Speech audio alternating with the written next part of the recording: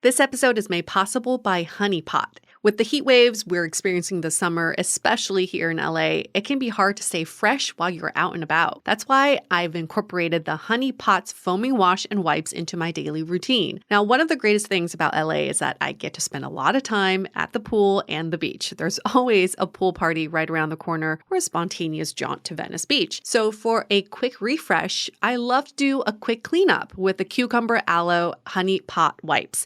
They're so easy to use and transportable. I could refresh myself anywhere, anytime. The foaming wash is also fabulous when I shower. And both the wipe and the wash are plant-derived, backed by science, dermatologist-approved, gynecologist-approved, and hypoallergenic. In other words, nothing harmful for your most sensitive areas. Get 20% off your first order from thehoneypot.co/summer. That's thehoneypot.co/summer to get 25% off your first order and join the Hive today. Hi, I'm Yue Xu. And I'm Julie Kraftchick. We're active daters turned dating sociologists. Here to dive into everything modern dating and relationships. Welcome to the Dateable podcast.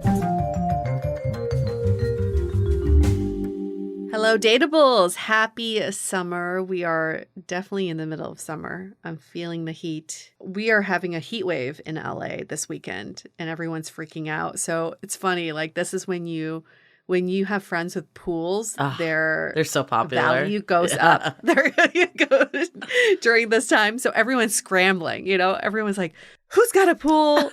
Who can I come over and hang out with? And I've identified 2 friends with pools. So I will be seeking shelter there. But I agree. Your value just goes up. Everyone wants to go to your house all of a sudden. We hear of so many of our listeners being like, how do I meet people in real life? Get a pool. Have a pool party. So easy, right? There you go.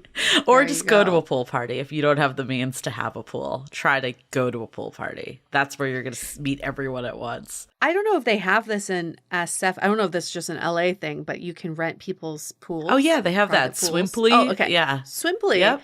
Yeah. So I've been actually thinking about doing it because then you can really have a pool party. Just get like 10 of your friends and rent the pool for a few hours. And then you don't have to worry about the maintenance of the pool. Yeah. And there's this other vacation site. I'm totally blanking on the name of it. It's Resort Pass. That's what it's called. Yeah. So you can go for the day at like, hotel. Yeah, you get like a cabana. I feel like those are the perfect places to have this makeshift pool party. Yeah. Because you don't want your own pool. That's it's too much work. Yeah. It's too much work. You do not want to be maintaining that pool, but you do want a friend with a pool, or at least be able to book a place with a pool. I was looking on Swimply the other day. They have some in Beverly Hills, like in these mansions that have a pool house and a lagoon and water slide. Wow. Do I want to maintain that in my own house? Nope. Hell no. But do I want to rent it? Hell yes. All this talk about parties, it's the perfect segue to what we're talking about today, too. A different kind of party. It's not as innocent as a pool party, but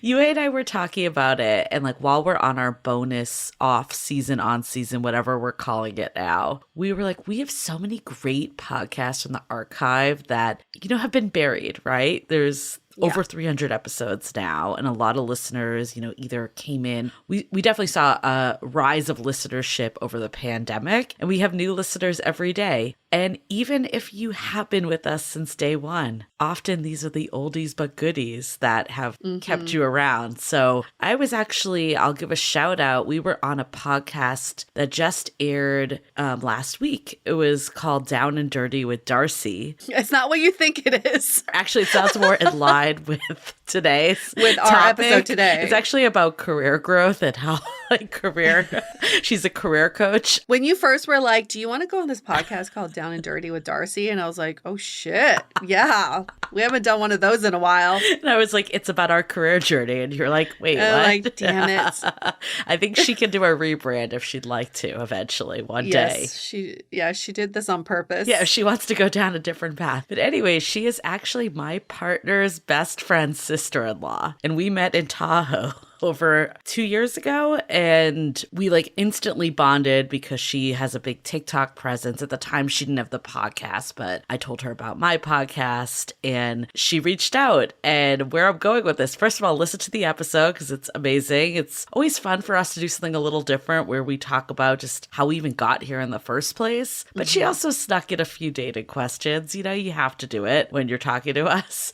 But I actually met up with her for lunch because it kind of triggered like, oh, we should re-meet and do this. And I started talking about our sex party episode because she didn't know about it, right? Because like when you're a newer listener, like it gets buried. And she was just like, holy shit, I need to listen to that. And we were talking about like what episodes do we want to kind of re-showcase? And instantly UA and I were like, yep, this is one of them.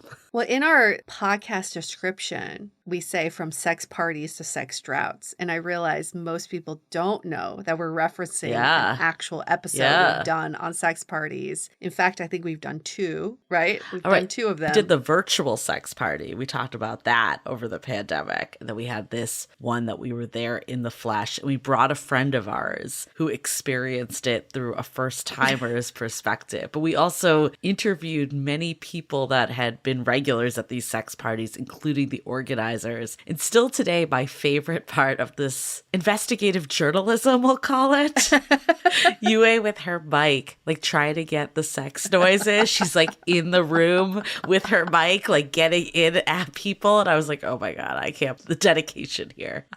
Oh, I really want to get like some bodily sounds, you know, just to really immerse you in the experience. And if you've never been to a sex party, I feel like this episode is actually a great representation of at least the one we went to. But it's so much about using all of your senses throughout the entire room. And you see a lot, but you also hear a lot and smell a lot. And to this date, this organization is no longer running. I'm sure there's been many other sex parties that have come up since then. So if you know of something else and you want to either talk about your own experience or maybe you're an organizer and you want us to come down again, we would love to do another episode on this topic. How we came about this organization is through a former podcast guest of ours, Kate Horowitz, who's been on the show before this, and she invited us to one of her events. And unfortunately and very tragically, she passed away a few years ago. So we also want to dedicate this re-air of this episode to Kate, who has been so instrumental in the non-monogamy community, and also just she was a wonderful friend as well. Yeah, I was able to go to her celebration of life because it was local, and they had photos of her, and there's just like this like that you could take home as like remembrance. And I still have this photo just like on my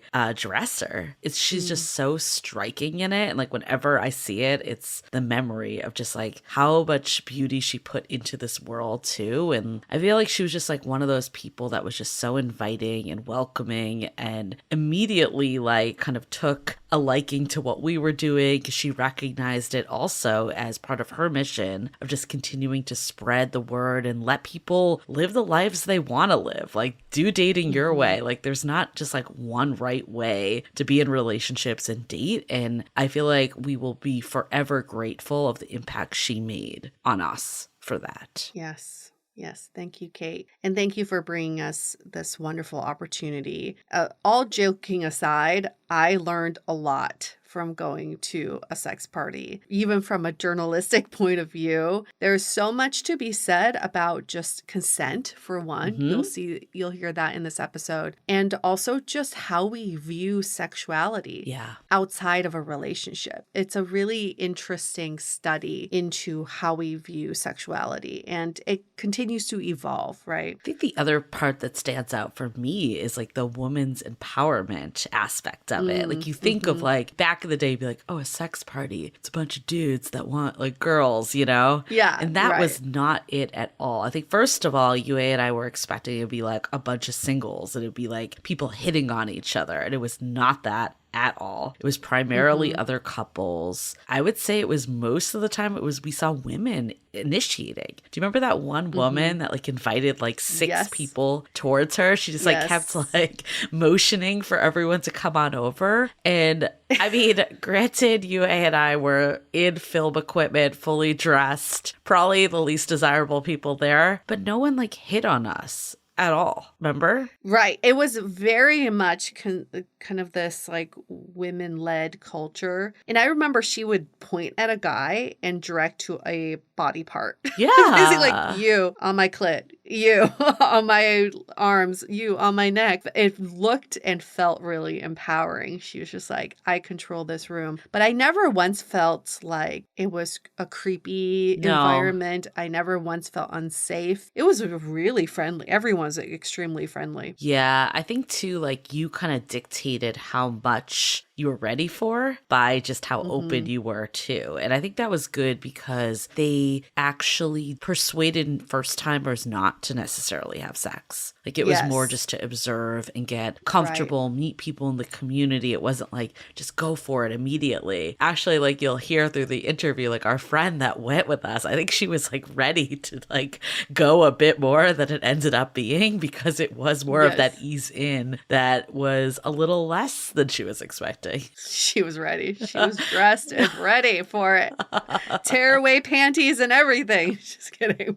But almost to that extent. Well, you'll see in a sex party situation, it takes the guesswork off the table. True. You know, think about dating. You're like, are we going to have sex? When is the right time to have sex? When you know sex is on the table and it's part of the agenda, it frees you to enjoy the experience more. So yeah, there were people having sex everywhere, but there was also a fabulous cheese platter that people gathered around and had lovely conversations. So it's kind of funny. It's like, yes, there is the sex aspect, but some people do just go for the community and to watch, to spectate. That's nothing wrong with that. People, that's also part of the appeal. Yeah, I also think like by talking to people and learning their story, because Kate's husband at the time, Ben, he was one of the other founders, and he actually really pumped us up at the speech. It was like, go talk to them if you have a story to share. So we weren't just approaching random people. We wanted to be respectful of like, yeah, we were coming into this situation, and that's not really what people expected. They weren't like going to a sex party to get recorded. It was very voluntary for them to come over, but we actually got a lot of people, which was surprising. But I think people wanted to share their story. And I remember walking away after we talked to like a couple people, we saw like a theme that a lot of them had been together since like college or high school, and they never got that period of exploration. But instead of breaking up, they were like, let's try this. And you know, I think there's a lot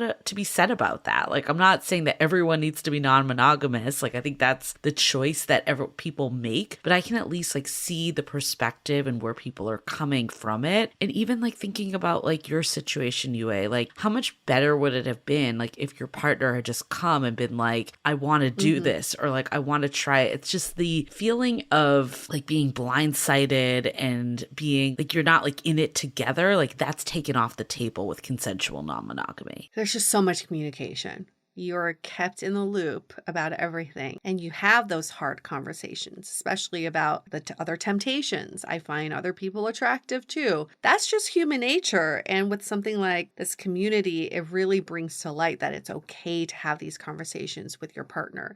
And you'll also hear in this episode, many of the attendees were couples exploring outside of their relationship. But you'll hear a lot of people going for the first time and just trying to figure out where their boundaries are in their relationship. It's such a wonderful and like progressive way to push your relationship forward, knowing that it's human nature to, you know, to obviously we're going to find other people attractive and want to have sex with other people. I've not been to a sex party since then, probably most likely because COVID hit, and I can't imagine being in a sex party situation now. Although apparently they're back. So when I was talking to Darcy about this, she was saying there's like a very high-end scene in LA. So maybe you should check it out, UA. Yes. I've heard about this scene. It's very expensive to be part of it. Apparently some celebrities like to make an appearance at these parties. of course. But I've not been to a sex party since then, but I do have a really funny story that is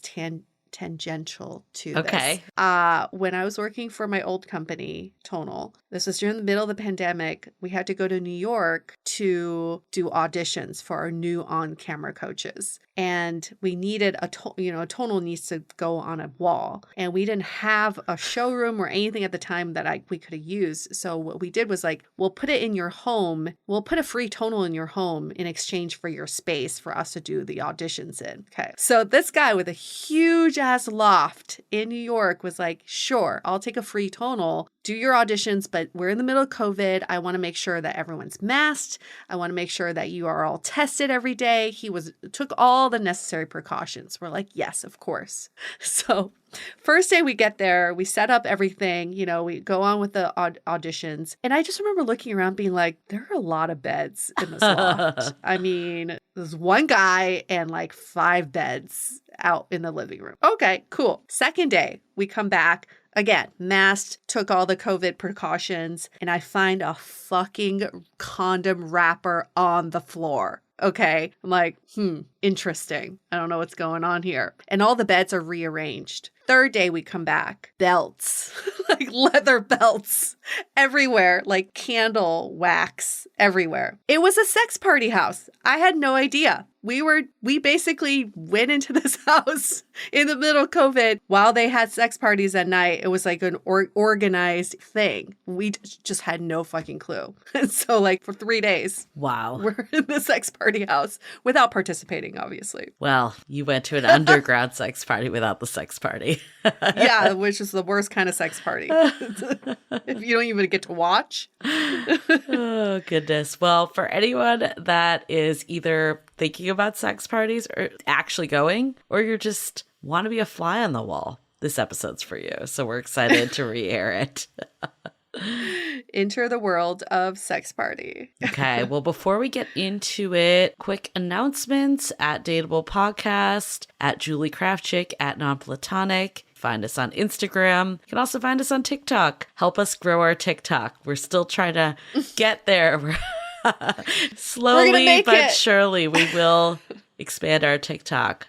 What else do we have as an announcement? Of course, Exit Injury. We've been talking about it for quite some time. If you want to binge, if you haven't listened yet, it's there for you. It's ready. We're excited that this is out in the world. It's been our little pet project on the side. So have a listen if you haven't already. Okay. Well, before we get into it, let's hear a message from our sponsor. This episode is made possible by the books The Falling and The Burning by Anna Todd. You may recognize the name Anna Todd from her #1 best-selling After series. But did you know that she has also written a new page-turning romance trilogy? The first 2 books, In the Brightest Stars, are out now and are perfect summer reads. They're called The Falling and The Burning, just in time to heat up your summer. Set against the backdrop of a military base, 20-year-old Karina is proud of the independent life she's trying to create for herself in Fort Benning, Georgia. A dutiful officer's daughter, supportive sister to a troubled twin brother, and caring friend to her roommate, she always puts the needs of others ahead of her own. And when she meets a handsome soldier on the cusp of discharge, she's immediately intrigued by him. As their uncertain and unexpected friendship starts to turn into something more. Get your hands on these 2 books, The Falling and The Burning by Anna Todd, wherever books are sold.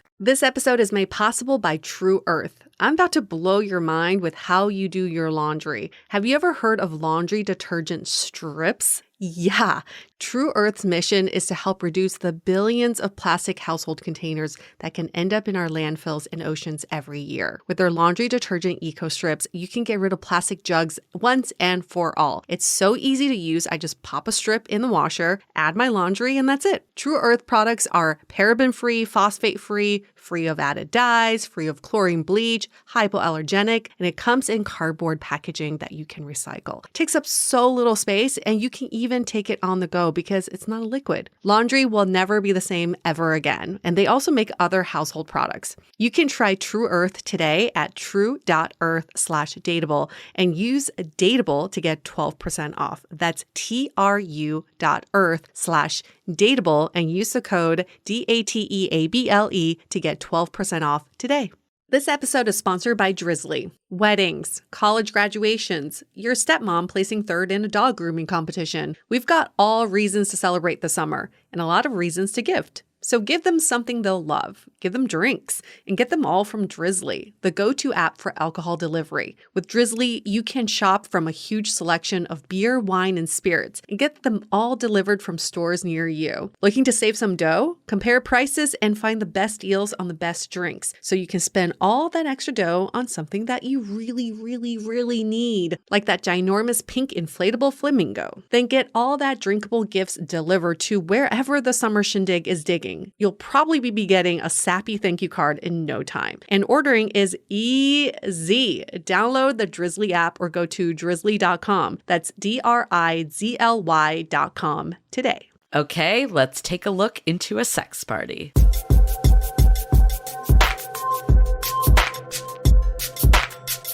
The following content contains explicit sexual content and noises, so be aware before blasting this at work, in your car, or in front of minors. We have partnered with Organ House, a Bay Area community devoted to normalizing non-monogamy and sexual exploration.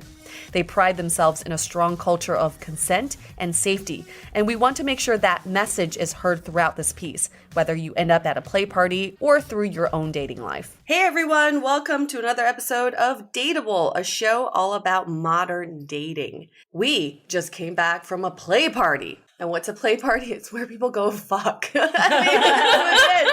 It was a sex party. We've been waiting for this to happen for months and months and months. So it's, Julie and I had like sex party on our calendar for a very long time. A good thing we didn't share that calendar with any of our relatives. But we just came back from one and it was a success. We also brought someone with us. Her name is Natalie. First time sex party goer. She's 32 years old, grew up in the South, and she's been living in the Bay Area for the past 10 years. Single and ready to mingle. Hi, Natalie. Good morning. Hello, sunshine. Let's take everyone through the steps of what happens pre, during, and post a play party.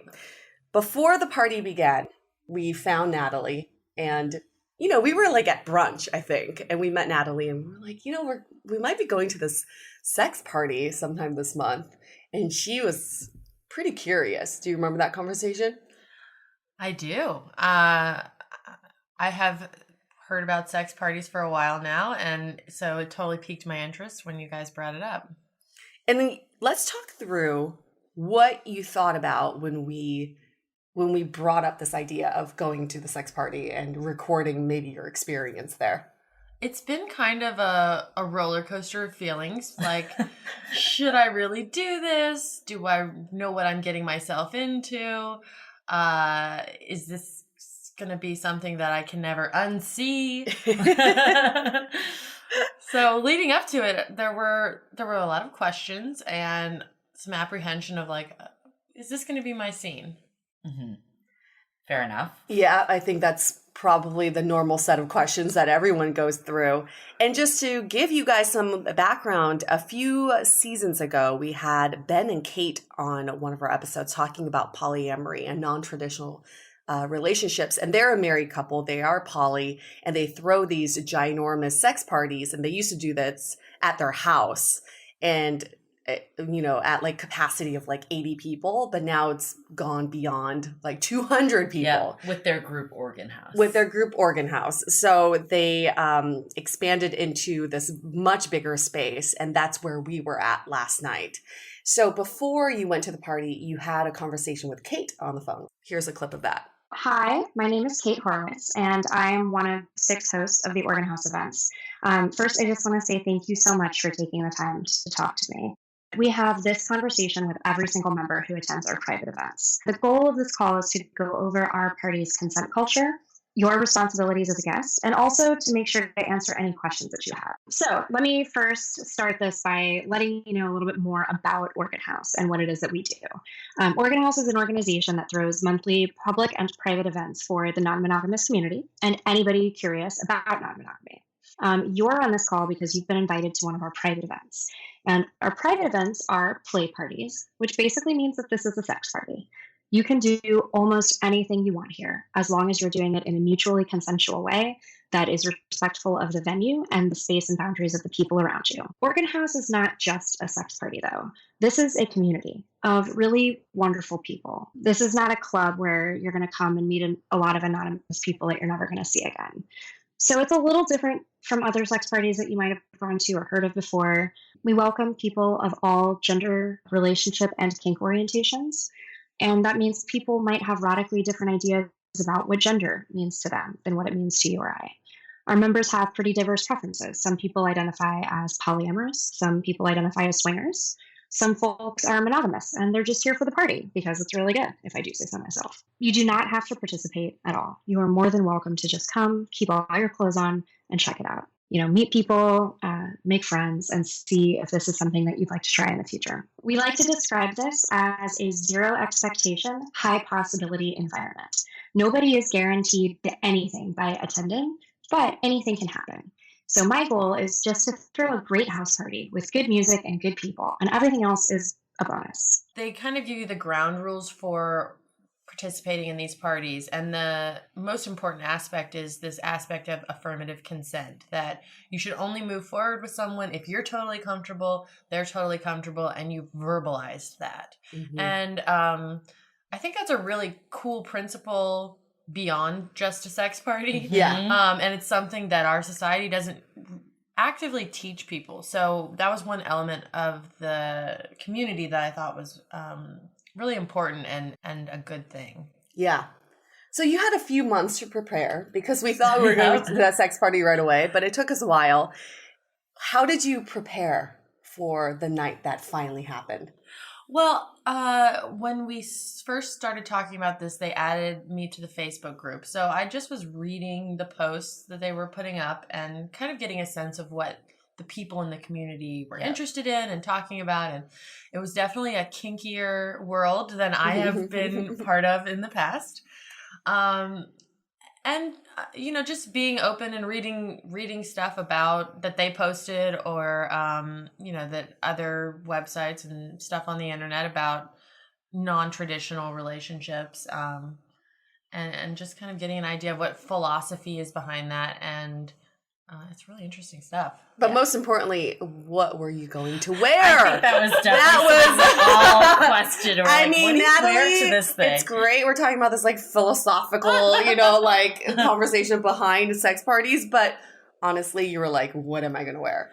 So what were some outfit choices and what did you end up going with? Well, at one point I went to like a lingerie store and was thinking about buying this sort of see-through top with a bra underneath and a high-waisted skirt. I thought that was sexy, but you have to go to a pre-party before you go to the actual party, or you don't have to. And I thought so I need to dress in a way that I could go to the first party. So right. I went with a short, classic black dress, and I had on, cute panties and cute bra underneath, but it wasn't like the focus wasn't lingerie. Right. And this one was a James Bond theme as well. So they're themed usually, which kind of does help out a little in terms of costume ideas. Yes. I know they've done Roaring 20s or something like that too. Right. About an hour before the party began, I came and found you as you were getting ready. Yes. And here's a little clip from that. Interviewing Natalie right before the sex party. She's already on a bed, so you're already prepared. How are you feeling? I guess I'm a little apprehensive because I have no idea what to expect, but I can't believe it's finally here. I feel like we've been waiting to do this for a while.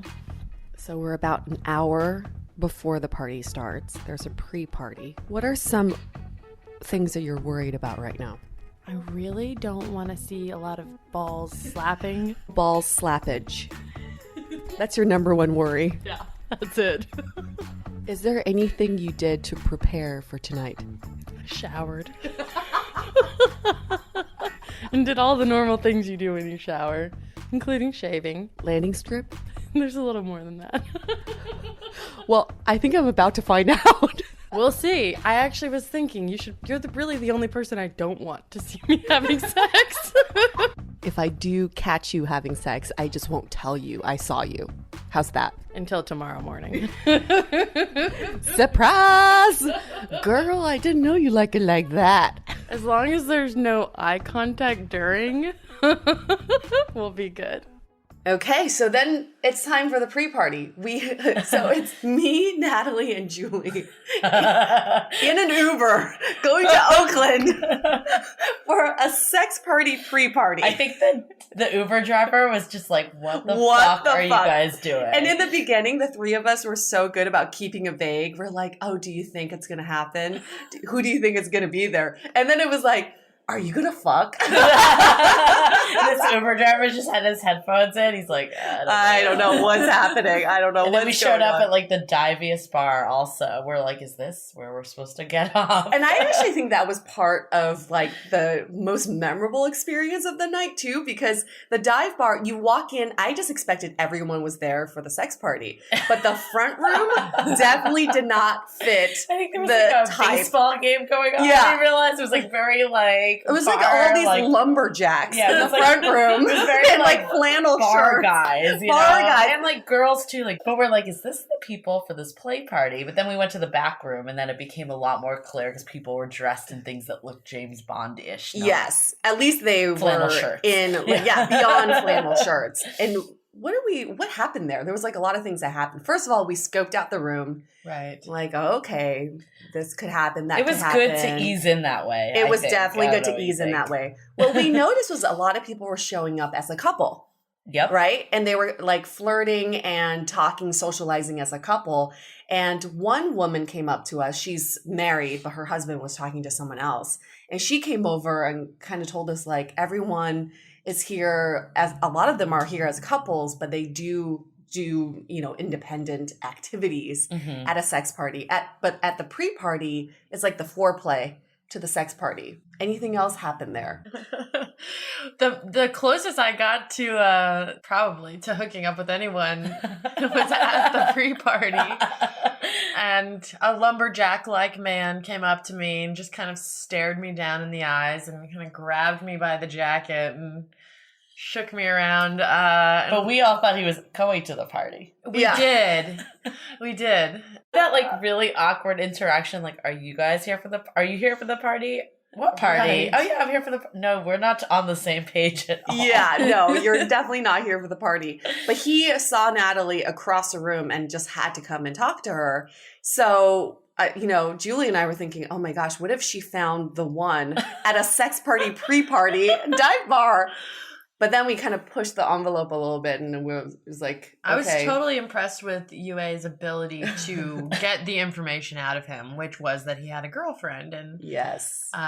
Yes, He kept lingering and But we flirting. made a comment. I think this is interesting. We made a comment. If we had run into him at the play party, where he was there with his girlfriend, it would have been totally It would have been fine. Yeah. But here, like in this context, it was like awkward. It was wrong. And Yeah. he was like, he kept saying, oh, I have a girlfriend and we are in a committed relationship. To me, that meant monogamous relationship, right? But at a play party, nobody would ever say that. Right. Nope. It was such an interesting It'd be context like, to be in. honey, go do your thing. Yeah. So around 9:30 rolls around. Yep. We're ready to go to the party that's right around the corner. I feel good. I feel a little bit apprehensive still, right? That's the word I used earlier. We'll see. And we walk in. Let's describe what we're seeing, Natalie. Okay, so you walk in and the first open space is the one public space in the building. Mm-hmm. Then there's people kind of hanging around, but then you kind of meander down this hallway and into the sex cavern. And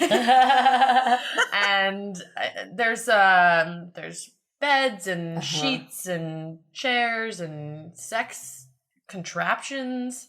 Yes. Was it the dungeon Throughout. room that was new that they mentioned? Yeah, so there was a main room, and then you go through like a miniature hallway, and it opens up into this like dungeon room. And they kept saying like, this is the new area. This has never been built before. And the dungeon room just had all these contraptions I had never seen before, and I was super curious what people are going to do. It looked with like them. an electric chair in there, like It did. where you tie someone down. Yeah, it's like one of those like medical seats too. Yeah, the OBGYN seats. Oh yeah, getting a pap smear. Yeah, and a different experience.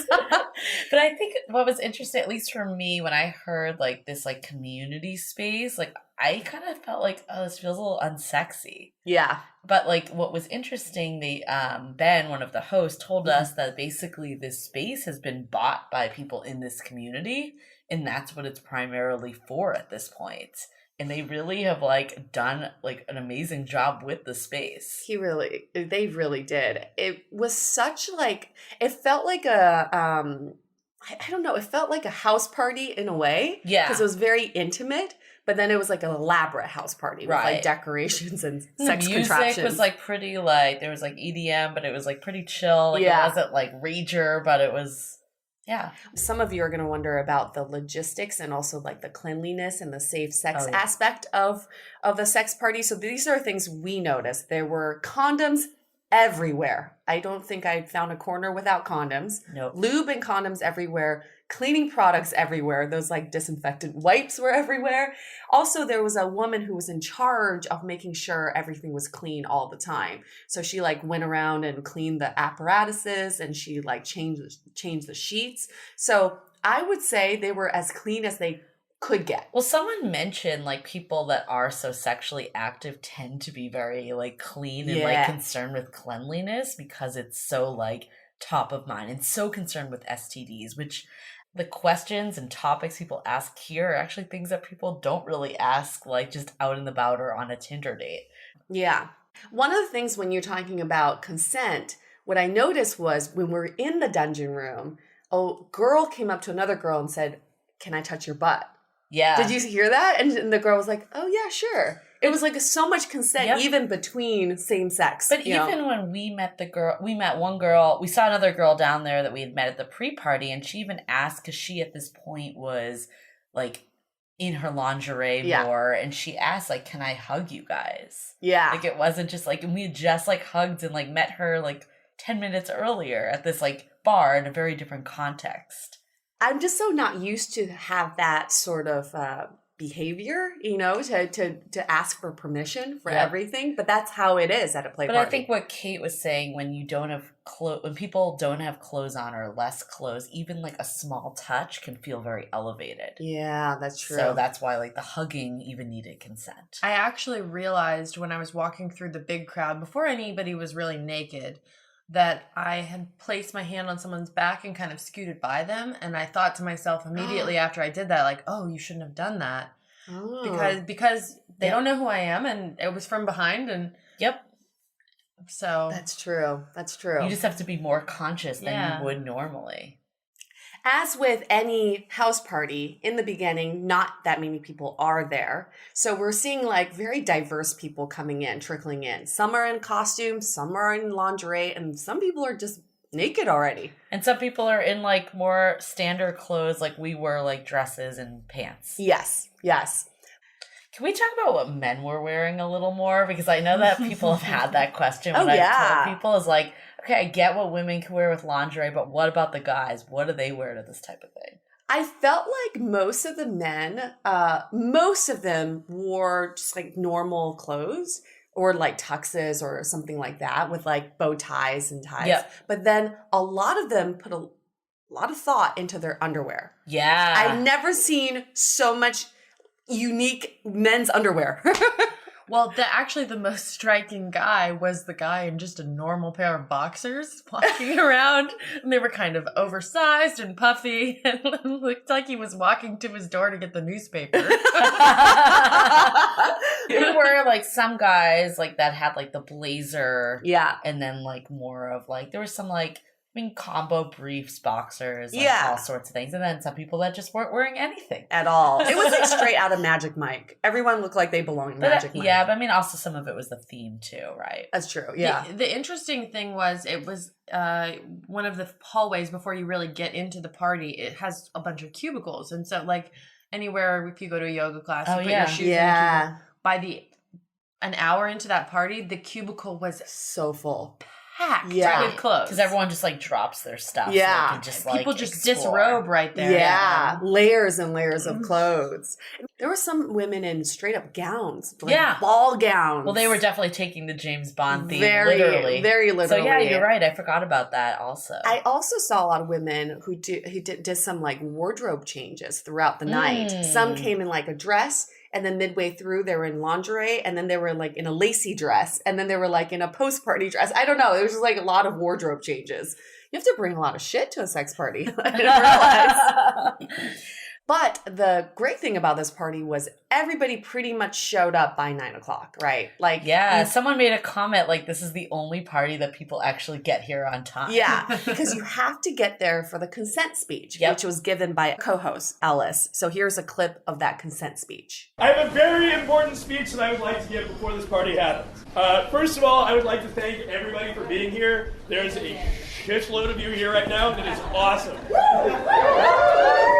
So to begin with, I'd like to go over some ground rules before we get started. You can do almost anything you want here, so long as you do it in a mutually consensual way that's respectful of the space around you and the people around you. Yeah. You also don't have to play to be here. You can just be here, keep your clothes on, and have a good time. Now please only act on enthusiastic consent. Fuck yeah! That's what that sounds like. And please don't be afraid to say no if somebody asks you to do something. Please be polite in saying no, and please be polite in hearing no. Please don't ask somebody for an explanation or keep asking over and over again. You can revoke your consent at any time. We purposefully cultivate an environment where you can test your boundaries, and sometimes you find them. Make sure that you've prepared ahead of time to be able to say no, I want to stop now, when you're 3 lashes in and strapped up on the cross for what sounded like was going to be an awesome time and then actually turned out not to be. And consent is always conditional on the participant's ability to revoke their consent. I'd also really like to say I see a lot of new faces here, and I love that. We're a community, and we're an awesome group of people. And more than this being a sex party, it's a bunch of people that want to come together and be there for each other. So reach out to each other, say hi to each other, get to know somebody new tonight. And beyond that, get naked and have a great time.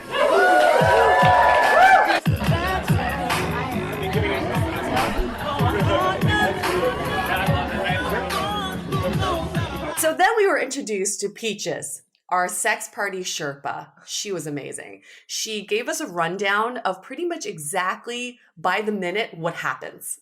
Here's a clip of that. I'm Peaches. Sex Sherpa, Sexy Dun Mother also is a name that I go by. The role that I was born to play. What's some advice you give to someone who's never been to a sex party before? This is their first time. So they host their own orientations, and then whenever I bring people, I make them attend my orientation. And I tell them, if it's your first sex party, come with the expectation that you're not going to play. Just come with the expectation that and you might not even stay the whole time. You're going to observe, you're going to make new friends, you're going to treat it a lot like any other party where some people happen to be naked and fucking. And then if you really feel comfortable with it and you feel called to interact with people and play, maybe with your partner or maybe with a couple new people, then do it. But if you come in with the expectation like, okay, I'm at a sex party, I have to have sex, I've got to find people to have sex with, who wants to have sex with me, you're going to have a really bad time. So just like there's no such thing as taking it too slow, there is such thing as taking it too fast. And these happen every month. So there's no need to rush. Give us that breakdown, the timeline breakdown of what happens every time. Okay. Love that. All right, so this is one of the only parties where it's called for 9 and everyone shows up at 9. Did you guys notice that? Yeah. Everyone gets here at 9 because you don't want to miss the consent speech. So 9 o'clock, everybody gets there. People are in their clothes and it looks a lot like any other party except that there is one naked guy when you get here. Ellis is naked immediately every single time, which is just wonderful. He's a wonderful naked man. And sometimes one other naked guy. But other than that, it looks like a normal party, and people are kind of mingling and a little bit awkward, sticking with their friends, starting to kind of look around who's here.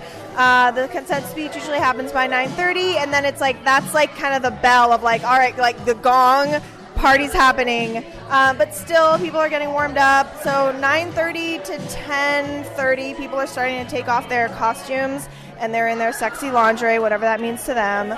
And you'll start to see some people playing in the corners, some couples will start playing, and then around 10:30, 11, you'll start to see couples fucking, and maybe they're involving groups of 3s, maybe groups of 4, and then between like 11 to midnight, things start to really pick up steam. A lot of the horizontal space gets covered.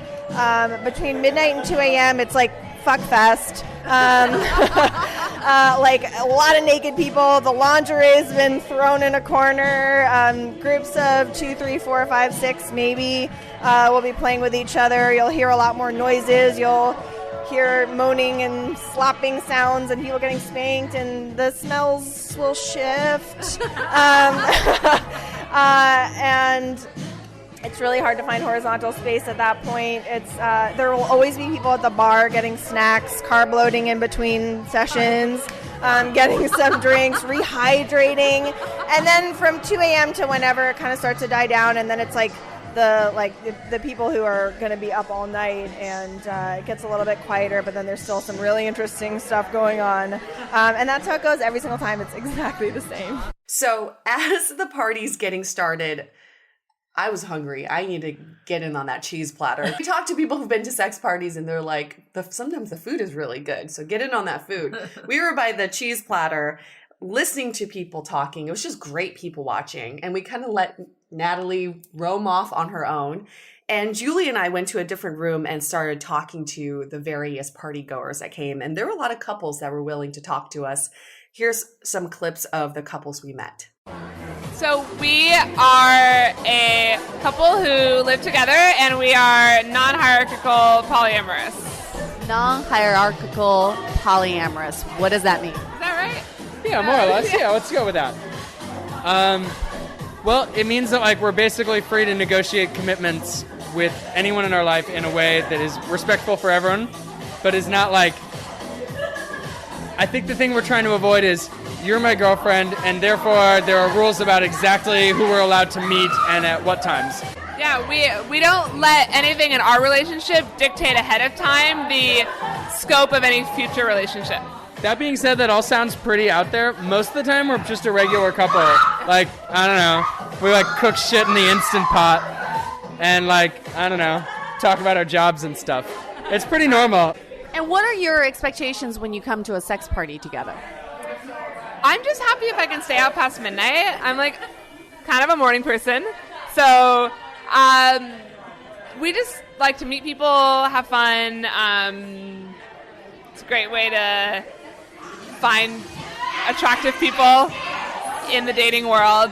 And how many sex parties have you guys been to? Like low double digits. Like, not exactly sure the number, but around there, right? Yeah, and mostly Organ House.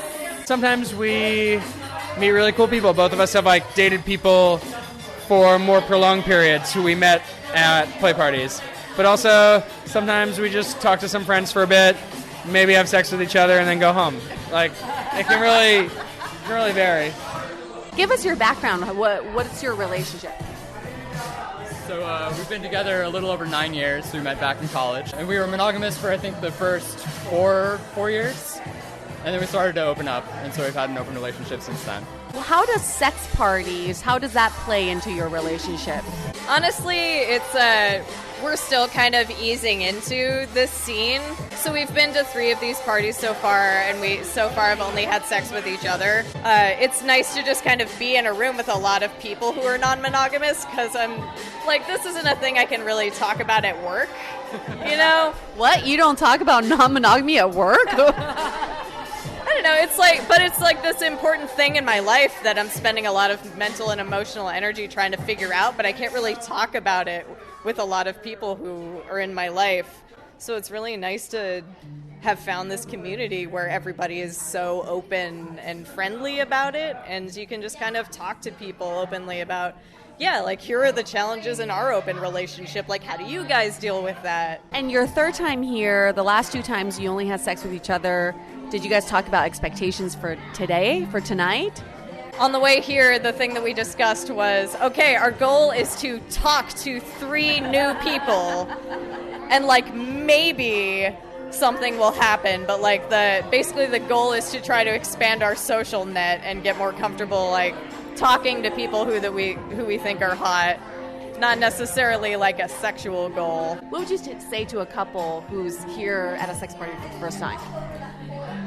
I would say don't assume anything about your partner or anyone else you're going to be interacting with, and be solicitous of how they're feeling. Like, ask questions. Yeah, definitely ask for and pursue what you want, but don't make assumptions that you're going to get it.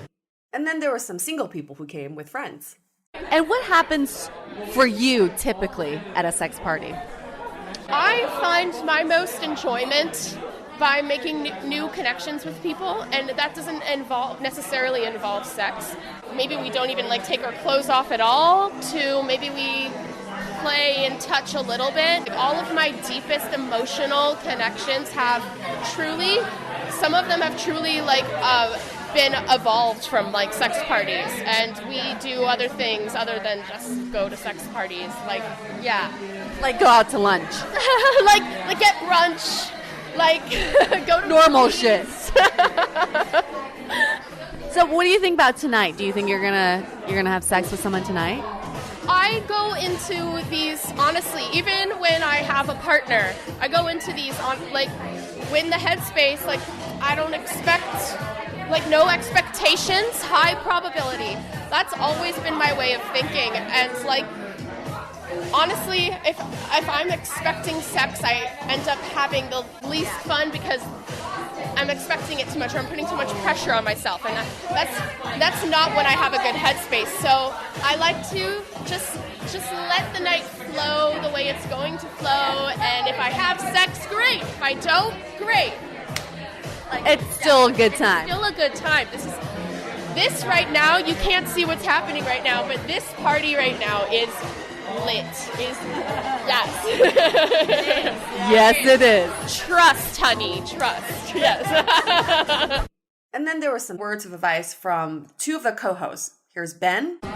Ben, your jacket is off.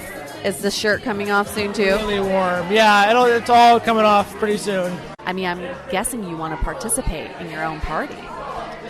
The honest truth is that the more successful your party is and the more strangers are here, the less you get to participate. So the likelihood of me participating tonight is very low. You've talked to a lot of couples who've come together. What is like the general consensus here? Do most couples come and they just play with each other, or what do you see happening the most? We see a lot of everything, and it's a very individual decision, and it changes for people depending on where they are in their relationship, what they're feeling like that night. And one of the ways that we're fundamentally different from a swingers party is that there's no expectation that it's going to be like 2 couples swapping partners, because it just doesn't work very well. So people do their own thing. And I mean, you can tell there's a lot of people here that are just chatting.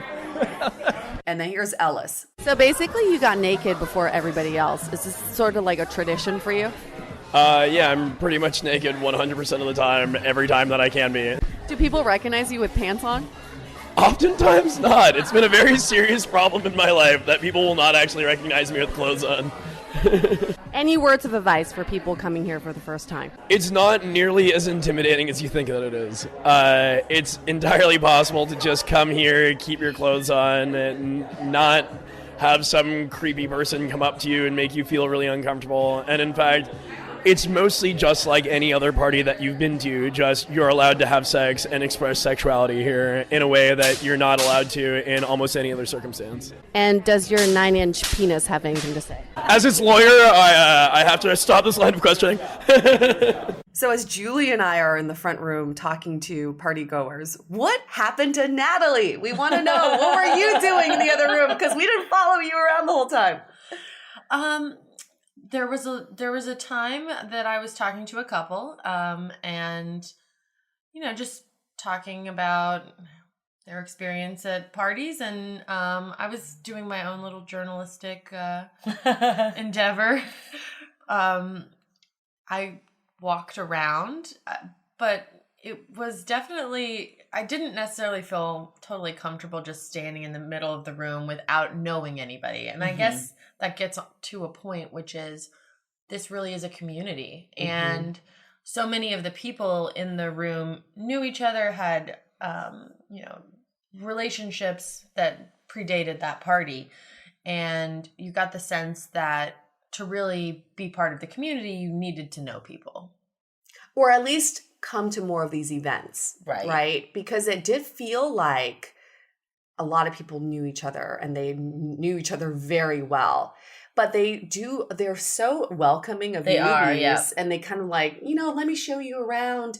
But when the party starts, they have their own business to do too. But also I feel like a few people mentioned that they wouldn't necessarily like hook up or play with a newbie, which was an interesting And that's what we heard from a lot of the couples and the people, a lot of the party goers said, if you come, the first time here, don't expect to play. Don't expect to get action. You're just here trying to take it all in. Acclimate. Yeah, acclimate is a great word for that. So you're walking around, you met a couple, you're, just trying to take in everything that's happening. Describe to us what you're seeing. Well, I think right after the consent speech, people started to engage. And so there was a woman who had been naked basically since she walked in the door, and she gets on the stage and spreads her legs and puts her arms up and starts getting whipped. And she had these big welts on her body. Yeah.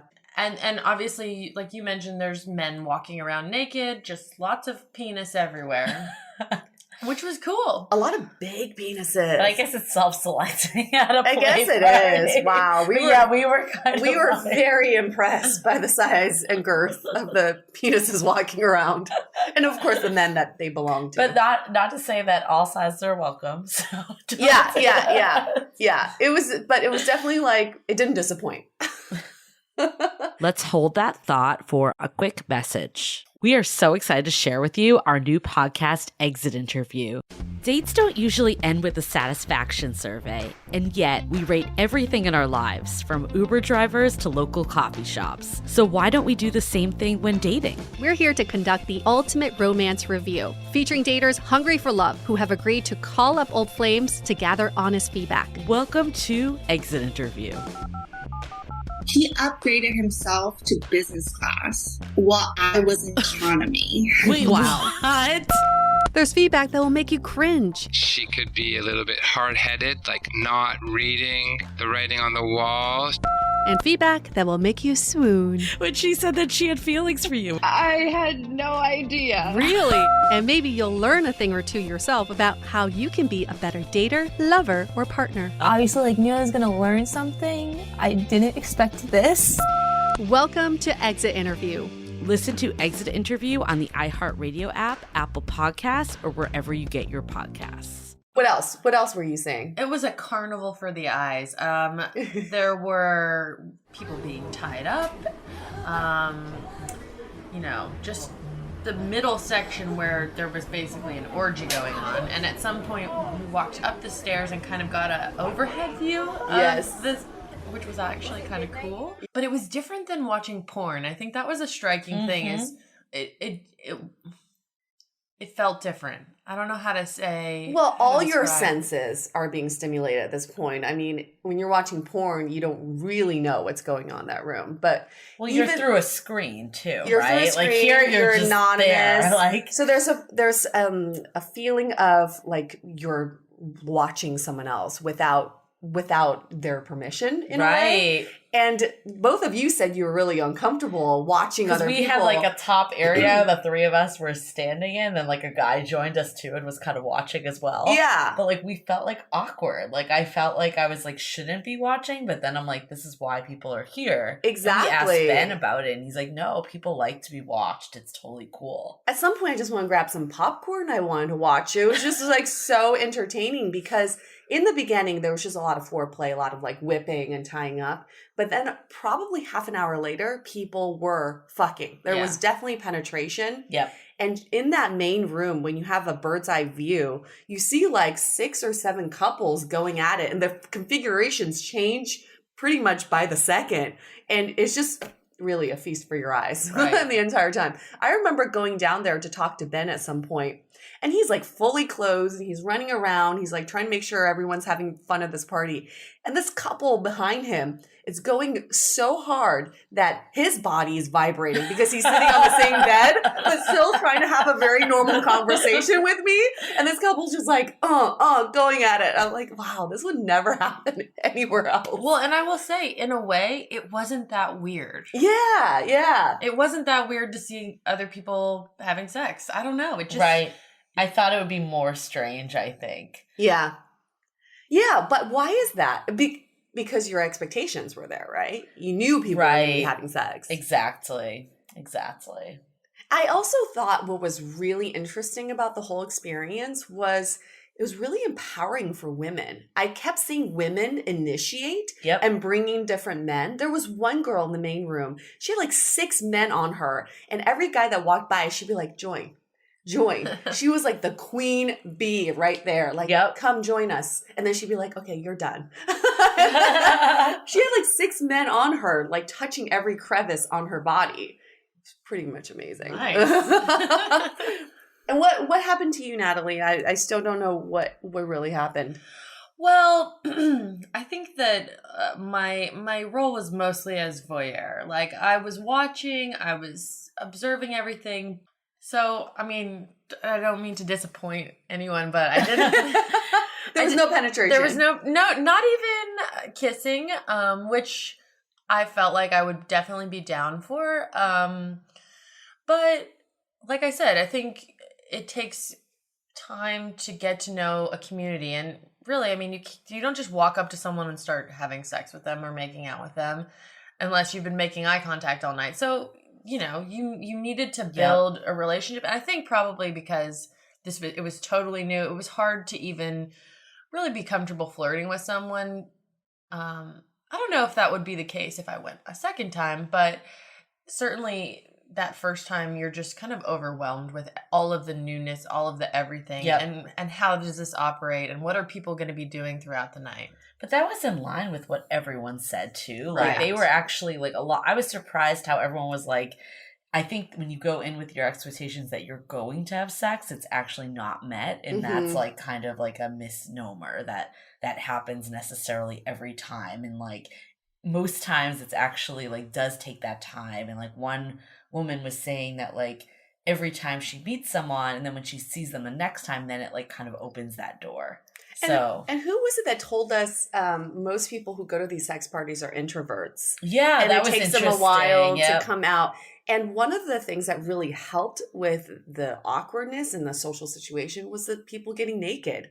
When people are naked, you just have like no wall, literally no wall. It's kind of like any party or any community. Like if everyone knows each other and you're coming in fresh, there's an adjustment period. And I think that's what happened. And the more you get to know people, like even the women we talk to next time, if we were to go back, we could see them again and then they could introduce us to people. It's kind of like just typical parties. Yeah, very typical.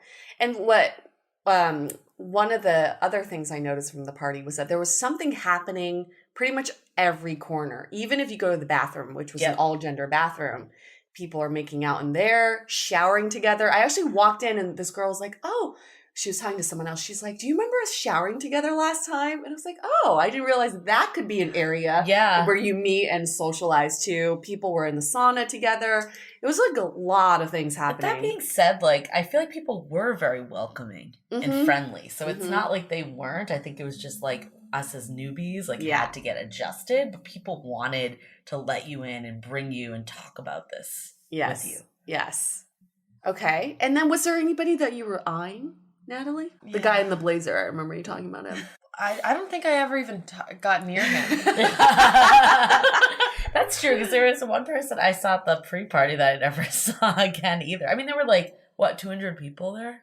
250? Yeah. It didn't feel like it, though, because it was so spread out. Yeah. Yeah, and you don't know where they're hiding out. And they That's true. They could have been like in another room that was like not where you were. And some people come, when they come as a couple, we notice some of the couples come, they have sex, and then they leave. Yeah. They didn't really engage with there were two other types people. of couples. I think couples that had maybe been before. And it seemed like one couple we talked to was their first time and they kind of did their thing, then left. But other couples that maybe came more often did that the first time, but then the next time got like eased into it a bit more and then eventually got to the point where they were like doing their own things. Yeah.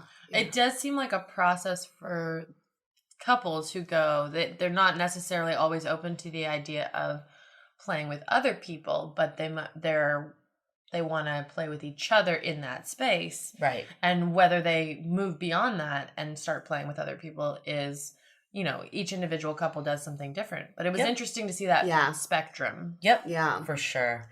Now, before you went to the party, Natalie, you showed me your new underwear because you were really proud of your new underwear. Let's say at the party, someone came up to you and said, "Can you show me your underwear?" Do you think you would have done it? Maybe. Yeah. I mean, I would have been like, okay. But I feel like I don't think anyone would have even said that. No. Like, it felt like that wasn't the way, like, the conversations were happening. That's how I thought it was going to go. Right. And it was actually a lot more normative than that. I think if you wanted to show your underwear, it was kind of on you to strip down and show your underwear. And then that would open the conversation. I think if someone came up to you when you were fully in a black dress, it would have been invasive to be like, "Show me your underwear." Yeah. And actually, I kept wondering when people were saying, you know, everyone gets naked. It's like, what does that look like? And why does everyone get naked? But now that I've been, it makes sense that like when you take your clothes off, you kind of invite everyone to let that wall down with you. Yeah. But I also, like, people did stress, like, a lot, and I saw this as well, is, like, you didn't have to do anything. Mm-mm. This was all up to you and your comfort level. You could strip down 100%. You could wear, like, a bra and underwear, boxers, or you could be fully dressed, as we maintained. And no one gave us, like, shit for being, like, fully dressed. But we also didn't necessarily invite the attention as much. That's true. That's true. Yes, you can totally just blend into the background at a sex party, or you can come out and do your thing. That's kind of the nice thing, right? You have the choice. You have an option to and do maybe that. it's one of those things, the more you go, the more you gradually ease into it. Yeah. Yeah. So what are some of our takeaways from this whole experience? Because I would definitely say it was an experience for all. So many. I think one thing I found interesting was I think my expectation was kind of all or nothing. Like when I asked, like people asked me about the party, they're like, "Are you gonna have sex at this party?" And it was never like, "Oh, maybe like we could like lightly like make out," or like all this like middle ground, which people started to expose me to as we started talking to them. They were like, it doesn't need to be all or nothing. There's many different variants that you can go for. Mm-hmm. Mm-hmm. I think the other striking point was the community aspect. Yeah. The more you're part of the community, the more comfortable you'd be participating and just engaging with other people in the room. And the community really fosters that. So it seems like something where if you go a couple times, you meet more and more people, it becomes more and more comfortable. Totally. I mean, piggybacking on that community aspect, we spoke to a couple who said, well, we're going through something in our relationship, and we find that when we come to this sort of community, people are understanding of it and they can give us advice about what we're going through. And I thought that was really interesting because I think a lot of couples go through these an evolution in their relationship where they're kind of going outside of non-monogamy or non-traditional, and they don't know who to talk to. Yep. And this is the perfect community to talk to. And those it's things funny about. because you wouldn't think that this would be like a place where you can like a therapy chat and session. talk to people. But I think that was also something that we found is like, yeah, there were the people having sex, absolutely. But there were people that were just like chilling near the cheese and like having conversations that felt more just like a party. It wasn't like it wasn't that's all or nothing. It was tons of different middle ground. Yeah. And you could literally just come, get your business done, and leave. What business? Get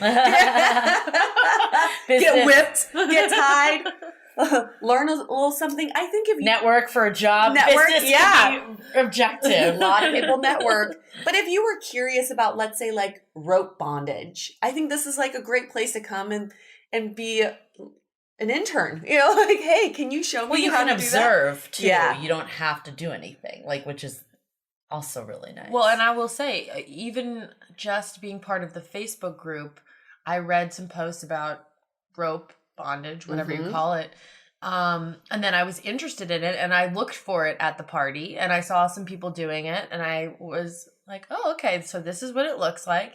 If I was interested in doing it more, this would be a good place to continue talking to people about it. And I think, like, what also another takeaway is obviously, like, being open. Like, this is definitely something that isn't necessarily, like, the norm, but everyone there definitely had a very open perspective. They, like, a lot of them talked about, like, how it changed their views on sexuality and just, like, not making it necessarily a transactional thing or, like, necessarily a ton of emotions, but it could just be a fun act.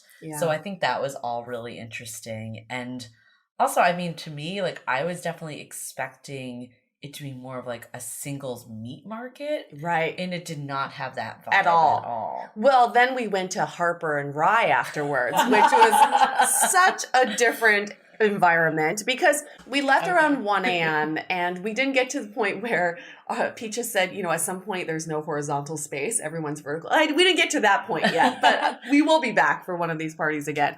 So we decided to go to Harper and Rye. And the minute we walked in, all three of us were like, wow, this is such a different vibe. We need to like get reacclimated to like just a typical bar. Typical bar where everyone's closed and there's no like, I don't know, when the clothes are off, you just don't feel like there's like intimidation in talking to someone. But when the clothes are on, you're at a bar, everyone's just still like to themselves, but right? more people approached us at Harper and Rye than at the actual party. That's true. That's true. But there was something about like at a sex party, when sex is always an option, it kind of takes the pressure and the attention off of sex. Yeah. But when you're at a bar where sex may not be an option, it makes it kind of a focus. Definitely. Right? It's so weird. It was weird. It was right. We had to like reacclimate. Yeah. Because it was a totally different vibe and world and And that's why it was weird when those guys came up to us. We did get approached more at Harper and Rye because then to me it was like, oh, the underlining purpose is you want to have sex. But then if we were at a sex party and someone came up to us, I'd just be like, oh, you're curious to get to know me because we could end up having sex. It's a different vibe for sure. So would you go back to a sex party again? Yeah, I would go back. What would you do differently next time? Well, I think I'd want to go with someone who maybe was interested in engaging a little more, maybe even as a couple, because it did seem like people were a little more interested in dealing with couples. So I think that would make it easier to have sort of a partner in crime. Yeah. It became clear that you should probably hang out with these people, not necessarily at the sex party. And that when we went to the happy hour before, we were able to meet people and that was more comfortable with those people in the sex party. And if you go to the events and get to know the group of people that you're going to the sex party with, that would just facilitate more activity. Yeah, for sure. And just like openness and just comfort. Definitely. Yeah. But that's with anything. It We say it is. on our podcast all the time. If you want to meet someone outside of online dating, you just have to do an activity where you see the same people over and over again. Right. Because that's where the attraction builds. And I think a lot of people go to something and they're like, oh, this wasn't great the first time, never gonna go back. Yeah. But like we talked about with everyone here, like their expectation was like the first time you're just not gonna do anything. Yeah, you're not. So it's kind of like, even if like you join like some like, I don't know, like rec sports league, like maybe the first time isn't great, but you should just like keep sticking it out and seeing if like the relationships can build. Yeah, definitely. Okay, cool. Anything else? Any other takeaways? It was definitely a new experience, and I appreciate you guys getting me there. Cross it off that bucket list. Yeah, and here's a clip of you in the Uber coming back from the sex party. Oh, Listen I forgot to about this. that. We're in an Uber back to the city. What was something surprising that you saw tonight? No, I guess maybe almost in that it was less graphic and shocking than you might think. Yeah. I mean, I've seen a lot of pornography, and this wasn't anywhere, near the worst thing I've ever seen, and so maybe the lack of shockingness to it. You didn't get to show anybody your underwear. I know. Maybe you'll get some tonight. You're all like revved up for something. Put that underwear to good use. All right. Thank you, Natalie, for doing this experience with us. Bye. Oh, goodbye. All right. If you guys are interested in attending some play parties or sex parties, definitely reach out to us. We can connect you with the right resources, especially with the Organ House. They're huge and they're extremely welcoming of new people. And if you just want to get in touch with us in general, listen, we always talk about getting feedback on dates. We want feedback from you guys. That's how we can improve the show. That's how we can move the show forward. So please reach out to us, okay? And on that note, stay dateable. We want to thank Organ House again for allowing us to record this event. And just so you guys know, these events are private and require you to complete an application with referrals before attending. If you're interested in this community that is normalizing non-monogamy and sexual exploration, visit organhouse.org. Your action item for this week is to explore your curiosity. Make a list of all the things that you've been curious about, whether it's sexual or not, and make it a point to cross at least one of them off your list this week. The Dateable podcast is part of the Frolic Media Network. Find more podcasts you'll love at frolic.media/podcasts. You can follow us on Instagram at Dateable Podcast and visit dateablepodcast.com for access to all the episodes and our premium programs. Also, make sure to subscribe today if you haven't already on Apple Podcasts, Spotify, or your favorite podcast platform, so you are the first to get all the latest episodes. And most importantly, stay dateable.